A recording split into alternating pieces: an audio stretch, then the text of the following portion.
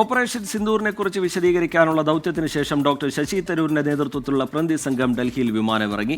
സംഘാംഗങ്ങളുമായി പ്രധാനമന്ത്രി നരേന്ദ്രമോദി ഇന്ന് കൂടിക്കാഴ്ച നടത്തും. ആർ അച്യുതൻ വിവരങ്ങളുമായി ചേരുന്നുണ്ട് ഡൽഹിയിൽ നിന്ന്. അച്യുതൻ, ആ ദൗത്യം വളരെ വിജയകരമായി ഈ സംയുക്ത സംഘം പൂർത്തിയാക്കി കഴിഞ്ഞിരിക്കുന്നു. ശശി തരൂരിന്റെ സംഘം കൂടി മടങ്ങിയെത്തുകയാണ്. ഇന്നിപ്പോൾ പ്രധാനമന്ത്രിയുടെ നേതൃത്വത്തിൽ ഒരു യോഗം ചേരുന്നുണ്ട്. അത് നിർണായക യോഗമാണ്. വിവരങ്ങൾ അച്യുതൻ. അരിജിത്ത്, ഞാനിപ്പോൾ ഉള്ളത് ഡൽഹി വിമാനത്താവളം ടെർമിനൽ 3-ലെ VIP ഗേറ്റിന് മുൻപിലാണ്. ഇവിടെയാണ് ഈ ശശി തരൂരിൻ്റെ നേതൃത്വത്തിലുള്ള സംഘം അല്പം മുൻപ് എത്തിച്ചേർന്നിരിക്കുന്നത്.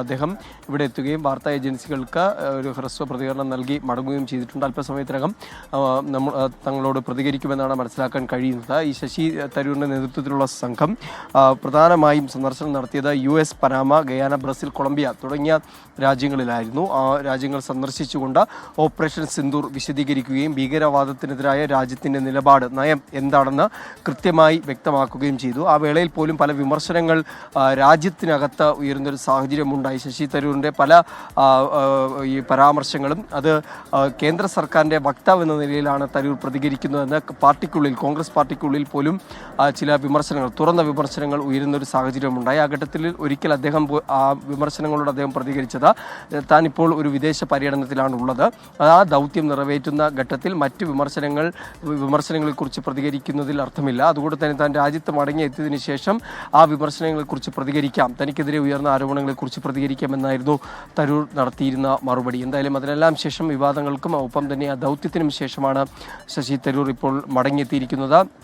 ആ സംഘം അല്പ കഴിയുമ്പോൾ മാധ്യമങ്ങളെ കാണുന്നുണ്ട്. എന്തായാലും അതിനുശേഷം ഇന്ന് വൈകിട്ട് 7 മണിക്കാണ് പ്രധാനമന്ത്രി നരേന്ദ്രമോദിയുടെ വസതിയിൽ ഈ പ്രതിനിധി സംഘങ്ങളുമായുള്ള ഒരു കൂടിക്കാഴ്ച ഉണ്ടാവുക. നേരത്തെ ഈ വിദേശ പര്യടനം നടത്തി മടങ്ങിയെത്തിയ സംഘങ്ങളുമായി വിദേശകാര്യ മന്ത്രി S. ജയശങ്കർ കൂടിക്കാഴ്ച നടത്തുകയും സംഘങ്ങളെ അഭിനന്ദിക്കുകയും ചെയ്തിരുന്നു. അതിനുശേഷം ഇപ്പോൾ പ്രധാനമന്ത്രി നരേന്ദ്രമോദി മുഴുവൻ പ്രതിനിധി സംഘങ്ങളുമായി അദ്ദേഹത്തിൻ്റെ വസതിയിൽ ഇന്ന് രാത്രി 7 മണിയോടുകൂടിയാണ് ഈ കൂടിക്കാഴ്ച നടത്തുന്നത്. സ്വാഭാവികമായും ഈ സംഘങ്ങളെ പ്രധാനമന്ത്രി അഭിനന്ദിക്കും. ഒപ്പം തന്നെ ഈ സംഘങ്ങൾക്ക് വിജയം ലോകരാഷ്ട്രങ്ങളിലെത്തി ഇന്ത്യയുടെ നിലപാട് വ്യക്തമാക്കുന്നതിൽ എത്രത്തോളം വിജയം കൈവരിക്കാൻ കഴിഞ്ഞു എന്നതിനെ പറ്റിയെല്ലാം പ്രധാനമന്ത്രി ആരായും. എന്തായാലും ചില റിപ്പോർട്ടുകൾ, ഈ പ്രതിനിധി സംഘങ്ങൾ ചില റിപ്പോർട്ടുകൾ പ്രധാനമന്ത്രിക്ക് ഈ സന്ദർശനവുമായി ബന്ധപ്പെട്ടുള്ള റിപ്പോർട്ട് സമർപ്പിക്കുമെന്ന് കൂടിയാണ് മനസ്സിലാക്കാൻ കഴിയുന്നത്. എന്തായാലും ആ കൂടിക്കാഴ്ച 7 മണിക്കാണ്. റിജിത്ത്. അച്യുതൻ, ഈ ശശി തരൂരുമായി ബന്ധപ്പെട്ട കാര്യത്തിലാണെങ്കിൽ അദ്ദേഹം ഈ സന്ദർശനം തുടങ്ങുന്നതിന് മുമ്പും പിന്നീടുള്ള ചില പ്രതികരണങ്ങളൊക്കെ വലിയ രീതിയിൽ ചർച്ചയായിട്ടുള്ളതാണ്. കോൺഗ്രസ് അതിനെ ഗൗരവത്തോടു കൂടി തന്നെ നോക്കിക്കാണുന്നുണ്ട് എന്ന തരത്തിലുള്ള വിലയിരുത്തലുകളും പുറത്തു വന്നിരുന്നു. ഇത് രാജ്യത്തിൻ്റെ താല്പര്യവുമായി ബന്ധപ്പെട്ട വിഷയമാണ്. മറ്റ് വിവാദങ്ങളിലേക്ക് അതിനെ കൂട്ടിക്കെട്ടേണ്ടതില്ല എന്നൊരു നിലപാട് തരൂർ സ്വീകരിക്കുന്നുണ്ടെങ്കിൽ കൂടി കോൺഗ്രസ് ഈ ശശി തരൂരിൻ്റെ പ്രതികരണങ്ങൾ ഏത് തരത്തിലാണ്, ഹൈക്കമാൻഡ് ഏത് തരത്തിലാണ് ഇതിനെ കാണാൻ പോകുന്നത്? അച്യുതൻ.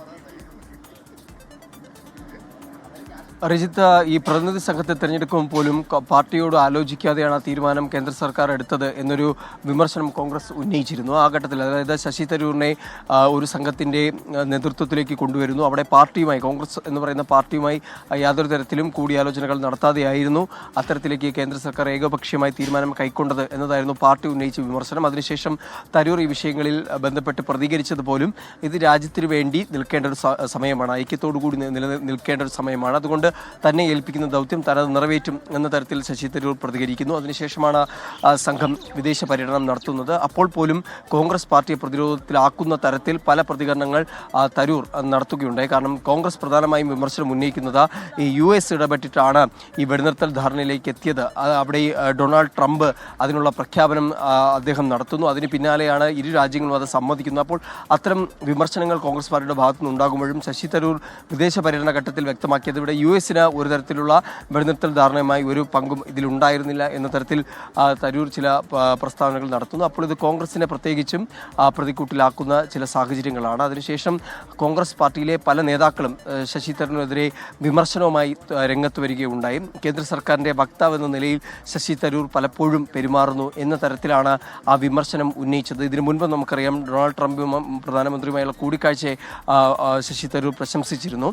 എന്തായാലും അത്തരം സാഹചര്യങ്ങൾ ഹൈക്കമാൻഡ് വലിയ അതൃപ്തി രേഖപ്പെടുത്തി. പക്ഷേ നിലവിൽ ഈ ഒരു ഘട്ടത്തിൽ അതൊരു തുറന്ന ഒരു വിമർശനത്തിലേക്ക് കടക്കാതെയാണ് പാർട്ടി നേതൃത്വം ഉള്ളത്. അതൊരു പക്ഷേ കോൺഗ്രസിന് ഗുണം ചെയ്യില്ല. എന്തായാലും ഇതിനെല്ലാം ശേഷം ഇന്നിപ്പോൾ മടങ്ങിയെത്തുമ്പോൾ എന്താണ് ശശി തരൂർ രാജ്യത്തെത്തിയതിനു ശേഷം ഈ വിഷയങ്ങളിൽ പ്രതികരിക്കാനുള്ളത്, അല്ലെങ്കിൽ നിലവിൽ വിശദീകരിക്കാനുള്ള ലോകത്തിനു മുന്നിൽ വിശദീകരിക്കാനുള്ള സംയുക്ത സംഘങ്ങളുടെ ദൗത്യം പൂർത്തിയായിരിക്കുകയാണ്. ശശി തരൂരിന്റെ നേതൃത്വത്തിലുള്ള പ്രതിനിധി സംഘം ഡൽഹിയിൽ വിമാനം ഇറങ്ങിക്കഴിഞ്ഞു. പ്രധാനമന്ത്രി വിവിധ സംഘങ്ങളുമായി ഇന്ന് കൂടിക്കാഴ്ച നടത്തുന്നുണ്ട്. വൈകിട്ട് 7 മണിക്കാണ് ആ നിർണായക കൂടിക്കാഴ്ച.